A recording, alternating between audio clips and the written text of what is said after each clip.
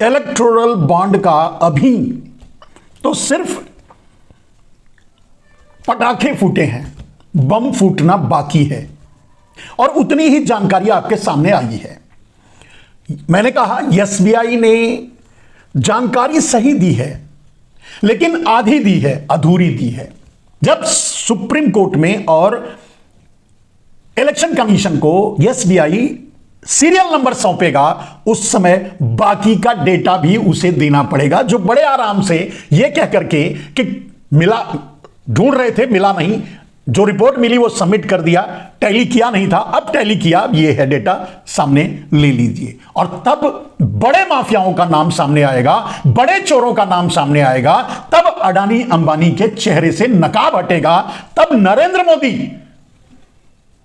अंदाजा लगाइए क्या होगा।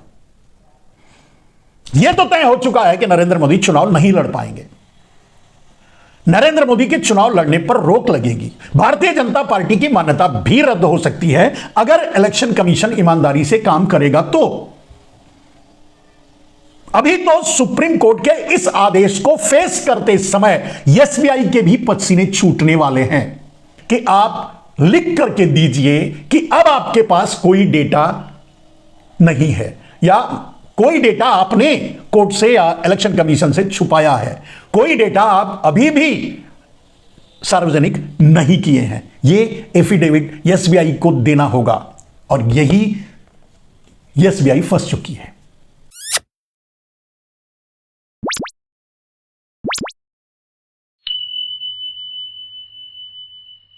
नमस्कार, मैं मनमोहन मिश्र। दोस्तों, हमेशा की तरह एक बार फिर आप लोगों के बीच काफी गंभीर और खास मुद्दे को लेकर हाजिर हूं।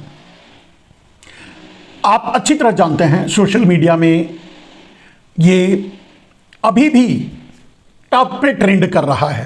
कहने का मतलब हर आदमी इस पर बात कर रहा है। डाबर मीडिया, गोदी मीडिया और सुपारी मीडिया तो इसको दबाने में पूरी ताकत लगा चुका है, और सिर्फ दबाने में ही नहीं, इस न्यूज को ना दिखाने में ही नहीं, बल्कि इसे सही साबित करने में ही लगा हुआ है।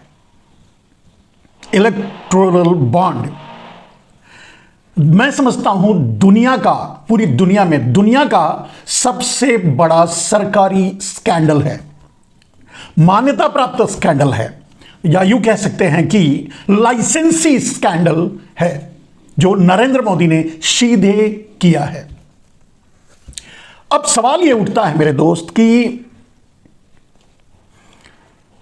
कितनी जानकारी आज मेरा ये वीडियो आपको ये बताएगा। मैं ये बताने की कोशिश करूंगा आपको कि जो एसबीआई ने जानकारी दी है वो झूठ नहीं है, लेकिन पूरा नहीं है, अधूरा है। आप लोगों से सोशल मीडिया, मैंने कहा कि सोशल मीडिया और कुछ ऐसे पत्रकार जो इस विषय पर बोल रहे हैं, लिख रहे हैं, आपको बता रहे हैं और लाइव करके यूट्यूब के द्वारा आप तक पहुंचाने की कोशिश कर रहे हैं, सबके सब अपनी जगह सही हैं और उन्हें भी ध्यान से इस बात को देखते रहिए और इसके बारे में आपको, यानी पूरे देश को, यानी पूरे देश की जनता को सोच समझकर निर्णय लेना पड़ेगा आगे के भविष्य के लिए। लेकिन अभी इस इलेक्टोरल बॉन्ड का भविष्य क्या है, यानी इसके आगे होने वाला क्या है मेरे दोस्त। इलेक्टोरल बॉन्ड का अभी तो सिर्फ पटाखे फूटे हैं, बम फूटना बाकी है और उतनी ही जानकारी आपके सामने आई है। मैंने कहा एसबीआई ने जानकारी सही दी है, लेकिन आधी दी है, अधूरी दी है।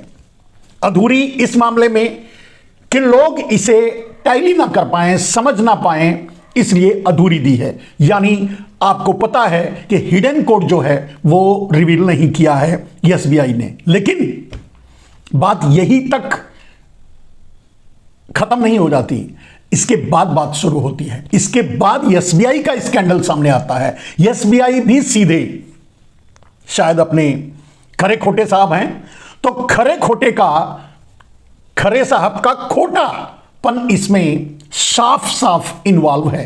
अब आपको उस पॉइंट पर ले चलते हैं मेरे दोस्त। एसबीआई ने डेटा जारी कर दिया। जो डेटा बॉन्ड का जारी किया उसका सीरियल नंबर नहीं दिया। अब सबसे बड़ा सवाल खड़ा होता है, और यह सवाल नहीं है, हकीकत यही है कि एसबीआई ने पूरी जानकारी नहीं दी है। यानी जितने बॉन्ड की लिस्ट एसबीआई ने इलेक्शन कमीशन को दिया है वो आधा है, या हो सकता है 60% हो, 70% हो, मैक्सिमम 60%, इससे ज्यादा नहीं। आधे से मतलब लगभग आधा या उससे थोड़ा कम जानकारी अभी भी बॉन्ड के बारे में ही एसबीआई ने इलेक्शन कमीशन को नहीं दिया है। और इस बात को अच्छी तरह से सुप्रीम कोर्ट भी समझ रहा है। स्कैंडल कहां है, धोखा कहां है, या इससे जुड़े मास्टरमाइंड यानी नरेंद्र मोदी, गौतम अडानी और अंबानी, मास्टरमाइंड यही लोग हैं इलेक्टोरल बॉन्ड के। जबकि आपने देखा कि नरेंद्र मोदी नेपथ्य में हैं, कुछ बोल ही नहीं रहे हैं, क्योंकि उन्हें पता है कि इसका परिणाम क्या होने वाला है। अडानी और अंबानी अभी सामने ही नहीं आए हैं। हां, इनडायरेक्टली उनकी कंपनियां या फेक कंपनियां या फॉल्स कंपनियां या जिन पर उनका कब्जा है उनके नाम सामने आए हैं, लेकिन सीधे अडानी अंबानी इसमें इस स्कैंडल में इन्वॉल्व हैं और उनका नाम बिल्कुल ही सामने से गायब कर दिया गया है।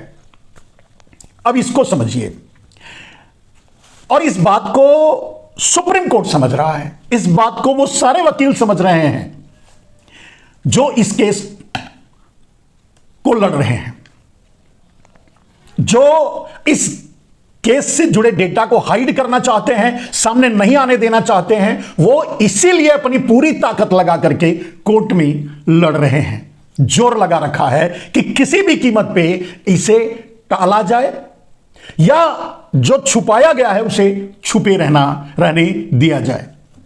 और सबसे बड़ा इलेक्टोरल बॉन्ड के कांड में जो कांड हुआ है वो है कि जो जानकारी अभी एसबीआई ने दी है वो आधी है। कहने का अर्थ यह है मेरे दोस्त कि एसबीआई की लिस्ट ही पूरी नहीं है। मैंने कहा अभी कि इसीलिए सुप्रीम कोर्ट को भी यह डाउट है, और इसीलिए वो कहता है, सुप्रीम कोर्ट कहता है कि सीरियल नंबर चाहिए। सीरियल नंबर से कौन सा बम फूटने वाला है यह समझिए आप। बाकी चीजें आपको जानकारी मिलती होंगी, बाकी जो स्कैंडल्स इसमें हुआ है वो भी आपको सोशल मीडिया के जरिए और दूसरे पत्रकारों के जरिए मिला होगा। उसके पीछे की कहानी मैं आपको बताने की कोशिश करूंगा। आपको यह पता चल चुका होगा कि बिजनेस में जितने भी माफिया हैं, अडानी अंबानी जैसे जितने भी माफिया हैं, और जिस क्षेत्र में भी माफिया बिजनेस में है, चाहे मेडिकल क्षेत्र में हो या एफएमसीजी के क्षेत्र में हो या इंपोर्ट एक्सपोर्ट के क्षेत्र में हो या सीमेंट और एविएशन के क्षेत्र में, जितने भी माफिया हैं इस लाइन में, सभी का नाम धीरे धीरे सामने आ रहा है। लेकिन अभी बड़े खिलाड़ियों का नाम सामने आना बाकी है, बड़े मास्टरमाइंडों का नाम सामने आना बाकी है, और यही होगा जब सीरियल नंबर सामने आएगा। स्कैंडल का है, पहले यह समझिए। मान लीजिए जो डेटा एसबीआई इलेक्शन कमीशन को दिया है कि भाई इतने लोग और इतना पैसा इलेक्शन बॉन्ड बना है, यानी किसने लिया है यह डेटा दे दिया, और कितने का लिया है यह भी डेटा दे दिया, लेकिन यह डेटा पूरा नहीं है। इस डेटा में कम से कम 40 to 50%, मिनिमम 40% गायब है। उनका नाम, उनकी लिस्ट नहीं दी गई है। उन्होंने कितना किसको दिया है, कैसे लिया है, कैसे दिया है, यह सामने नहीं आया है। अब वो मैं कह रहा हूं कि सुप्रीम कोर्ट इस बात को समझता है, और इसीलिए उसने इस बात पर बार बार जोर दे रहा है, या अड़ गया है सुप्रीम कोर्ट, चाहे जितनी भी कोशिश कर रहे हैं। इसको दबाने वाले वकील यानी नरेंद्र मोदी, अडानी अंबानी के लोग यानी सरकार की तरफ से पैरवी करने वाले लोग या एसबीआई की तरफ से पैरवी करने वाले लोग या एसबीआई, सब नरेंद्र मोदी के लिए और अडानी अंबानी जैसे माफियाओं के लिए जो काम करने वाले लोग हैं, वो सुप्रीम कोर्ट में ये चाहते हैं कि सीरियल नंबर सामने ना आए। चलिए, सीरियल नंबर से जो मैं समझता हूं कि क्या होगा, आप या आम आदमी या दूसरे पत्रकार ये बात बता रहे हैं और समझा रहे हैं, समझने की कोशिश कर रहे हैं कि सीरियल नंबर से मैचिंग होगा। ठीक है, ये तो अब पार्टियां भी, कुछ पार्टियों ने अपनी लिस्ट दे दी कि देखिए मुझे तो इतना मिला और इनसे मिला, कुछ नहीं दिए हैं। वो बड़ी बात नहीं है। बड़ी बात यह भी नहीं है कि किसने कितना लिया, किसने कितना दिया, किसने किसको दिया, यह भी बड़ी बात नहीं है। और ये सारी चीजें आपके सामने आ चुकी हैं। इस जो सामने है उससे आपने भी देख लिया और पत्रकारों ने भी आपको, जो राष्ट्रवादी पत्रकार हैं वो आपको बता चुके हैं, टैली करके दिखा चुके हैं कि ईडी भेज करके, सीबीआई भेज करके, एक्सटॉर्शन के रूप में डरा धमका करके उनसे उनके बिजनेस छीने गए, उनसे इलेक्टोरल बॉन्ड लिए गए। जैसे किसी के यहां छापा पड़ा तो दूसरे दिन वो ला करके इलेक्टोरल बॉन्ड अगर दे दिया, बना लिया और दे दिया, तो उसके बाद से उसके ऊपर कार्रवाई बंद हो गई या धीमी कर दी गई। और यही सिर्फ नहीं, लोगों को बिजनेस भी दिया गया। जब उनके ऊपर सीबीआई ईडी के छापे पड़े, फिर वो इलेक्टोरल बॉन्ड ला के दे दिया, उसके बाद उनको बिजनेस भी दिया गया, बिजनेस में सपोर्ट भी किया गया। ये सब कुछ, सारी बातें जो लिस्ट सामने है, वो सारी बातें आपके सामने आ चुकी हैं। लेकिन फिर एक बार मैं कह रहा हूं कि ये आधा है, आधे कम, आधा या आधे से थोड़ा ज्यादा, 40% से ज्यादा डेटा अभी आपके सामने है ही नहीं। अब वो पूछिए कैसे, और सुप्रीम कोर्ट इस बात पे क्यों अड़ गया है कि उसे सीरियल नंबर चाहिए। घोटाला कहां है, समझने की कोशिश कीजिए। मैंने कहा कि लोगों से, दूसरे पत्रकारों, राष्ट्रवादी पत्रकारों से इसके पीछे जो इलेक्टोरल बॉन्ड को एक हथियार की तरह इस्तेमाल किया गया, एक्सटॉर्शन के लिए, माफियागिरी के लिए, वसूली के लिए, जितने आरोप इस पर हैं सब सच हैं और सब सही हैं। नरेंद्र मोदी ने सरकार चलाने के लिए इस इलेक्टोरल बॉन्ड का इस्तेमाल, यहां तक कि लोगों को अपनी पार्टी में शामिल करने के लिए, बहुत से और लोगों को मारने के लिए, यहां तक कि आपने सोशल मीडिया से यह भी आपको पता लगा होगा कि जिन दवाओं पर प्रतिबंध लग गया था, लगा रही थी सरकार, फेल हो गए थे, उनको फिर से पास करने के लिए और कंटिन्यू करने के लिए, यानी लोगों की जान से खेलने के लिए, यहां तक कि वैक्सीन बनाने वाले से भी कमीशन लिया गया, यहां तक कि चीन से इलेक्टोरल बॉन्ड लिया गया, यहां तक कि पाकिस्तान से इलेक्टोरल बॉन्ड लिया। ये बड़े बड़े पटाखे फूटे हैं और ये पटाखे आप देख चुके हैं। ठीक है, अभी आपको बम फूटते हुए देखना बाकी है। और वो बम क्या है? वो बम ये है मेरे दोस्त कि सीरियल नंबर जैसे ही सामने आएगा, उसके साथ एसबीआई जो बाकी डेटा है वो भी देना ही पड़ेगा। ठीक है, बॉन्ड पे नंबर जो है वो हिडन है, लेकिन डेफिनेटली और 100% कंप्यूटर जनरेटेड है। ठीक है, अब कंप्यूटर जनरेटेड अगर वो सीरियल नंबर है, तो मान लीजिए द स्टार्टिंग नंबर और द एंड नंबर जो भी होगा, उसके बीच के सारे डेटा, सारे नाम, खरीदने वाले और कितने का खरीदने वाला, कौन और कितना, ये सारी चीजें सामने आएंगी, लेकिन अभी नहीं आई हैं। मान लीजिए एसबीआई ने कुछ नंबर्स का सीरियल जारी ही नहीं किया है। आपको कैसे? क्योंकि वो तो हिडन है, नंबर ही हाइडेड है। आपके सामने तो सिर्फ नाम और कितना दिया है, ये कितना नाम, किसने और कितना, ये दे दिया, ये आपके सामने रख दिया है, बस इतना ही ना। सीरियल कहां है? सीरियल नंबर इसीलिए सुप्रीम कोर्ट चाहता है कि 40% से भी ज्यादा जो डेटा अभी एसबीआई सुप्रीम कोर्ट को और इलेक्शन कमीशन को नहीं दिया है, वो सामने लाना है। और असली मास्टरमाइंड अडानी अंबानी या ऐसे माफिया उसी के अंदर हैं, उन्हीं का डेटा छुपाया गया है। मान लीजिए एक 1 2 3 4 5 एक नंबर डेटा दे दिया, दूसरा 1 2 3 4 5 6 नहीं दिया या 7 नहीं दिया, आपको कैसे मालूम? जबकि वो कंप्यूटर जनरेटेड है, इसके लिए जब सीरियल नंबर दे देंगे तो हाइड नहीं कर सकते। वो नंबर कहां गया, उस नंबर का इलेक्टोरल बॉन्ड जो खरीदा गया अब वो कहां है, और उसका डेटा एसबीआई इलेक्शन कमीशन को क्यों नहीं दिया? क्या नरेंद्र मोदी को सीधे बचाने के लिए या अडानी अंबानी जैसे माफियाओं का नाम सामने न आने देने के लिए क्यों नहीं दिया? मैंने कहा कि सुप्रीम कोर्ट नंबर चाहता है, उसका कारण यह नहीं है कि टैली होगी किसने कितना बॉन्ड लिया और वो किसको दिया और उसे किसने बुलाया, यह जानने के लिए नहीं। यह तो ऑटोमेटिक सामने आएगा ही आएगा।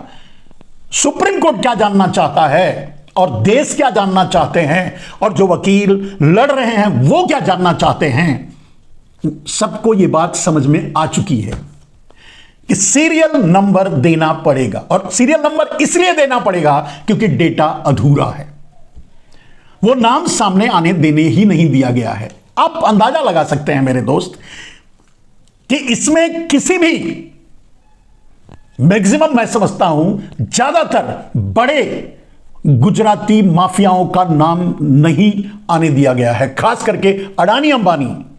आप विश्वास कर सकते हैं कि इस स्कैंडल को जो किसान आंदोलन से लेकर सरकार के सारी नीतियों का डिसीजन ले रहे हैं वो इलेक्टोरल बॉन्ड के स्कैंडल में शामिल नहीं है।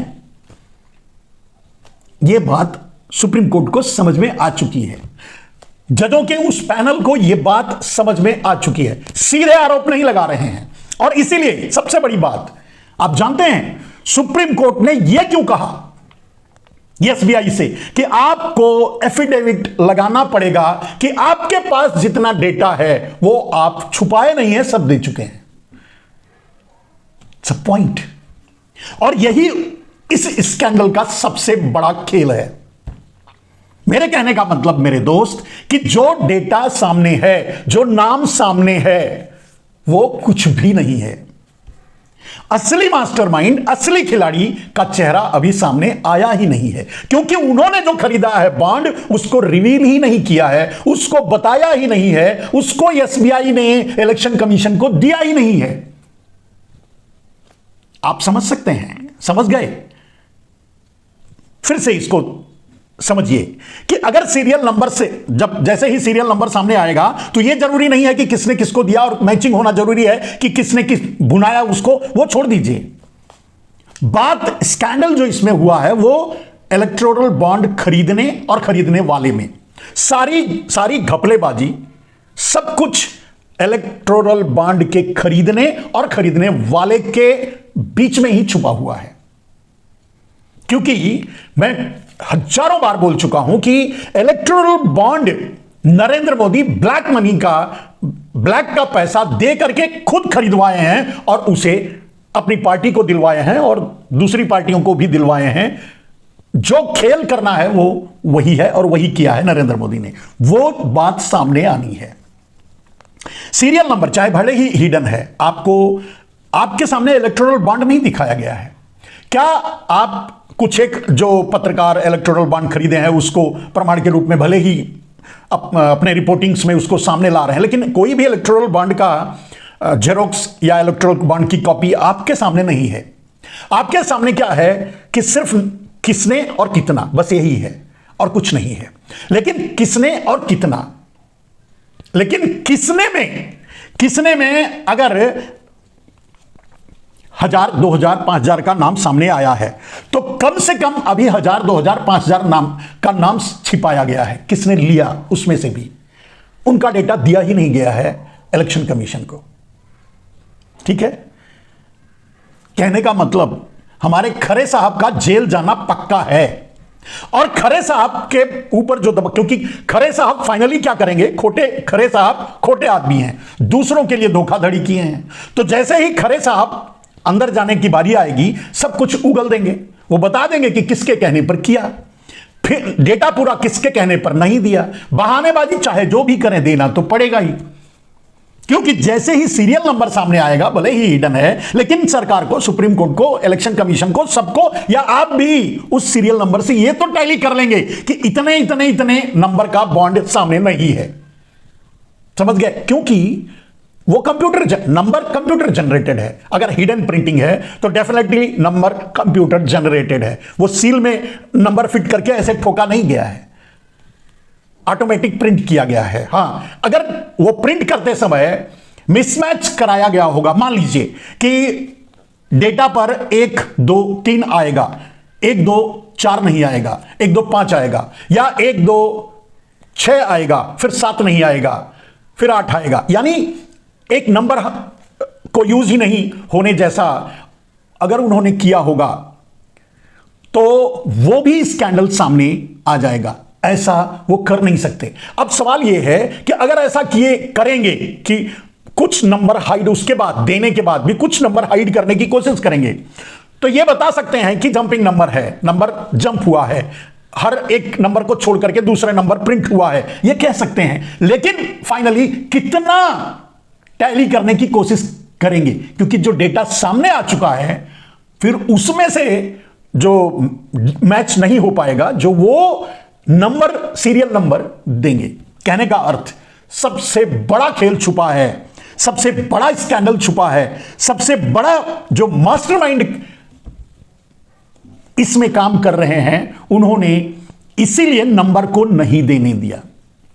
जब एसबीआई डेटा दे रही थी ना, कौन कितना दे, कौन किसने लिया और कितना लिया, अगर ये डेटा सौंप रही थी इलेक्शन कमीशन को तो वो नंबर भी सौंप सकती थी, कोई हाइड करने की जरूरत नहीं है। और वो नंबर सौंपने के लिए द स्टार्ट एंड एंड, क्योंकि वो सीरियल से ही चला होगा, सीरियल से ही बना होगा, नंबर तो सीरियल ही होंगे, तभी तो एसबीआई कंट्रोल किया होगा, तभी तो अपने ब्रांचों को डायरेक्शन दिया होगा, तभी तो जब दूसरे ब्रांच जहां वो इनकैश के लिए आया होगा उस समय उसे टैली करते समय उस नंबर के जरिए ही तो मैच करके उनको आदेश दिए होंगे कि हां ये सही है और ये इनकैश कीजिए।